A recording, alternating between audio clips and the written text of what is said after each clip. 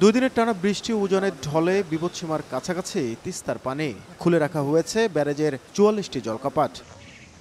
পানি বাড়ায় নীলফামারী, লালমনিরহাট, কুড়িগ্রাম, রংপুর ও গাইবান্ধার নিম্নাঞ্চল ও চরাঞ্চলের বসত বাড়িতে পানি ঢুকেছে, তলিয়ে গেছে ফসলি জমি। ক্ষতির সংখ্যায় রোপা আমন ও আগাম সবজি। এখন তো মনে করেন কি করবো, আর পানিতেই মনে করো বসবাস করতে হবে। এই কষ্ট আমার, কষ্ট 12 মাস। আমাদের ক্ষয়ক্ষতি, সয় সম্পদ সব শেষ।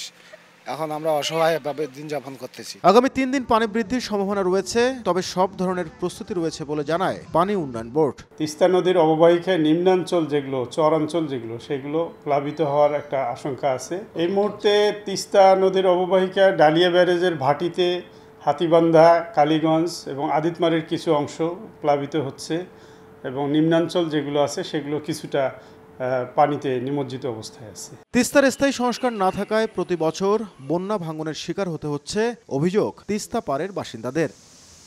নাজমুল ইসলাম নিশাত, সময় সংবাদ, রংপুর।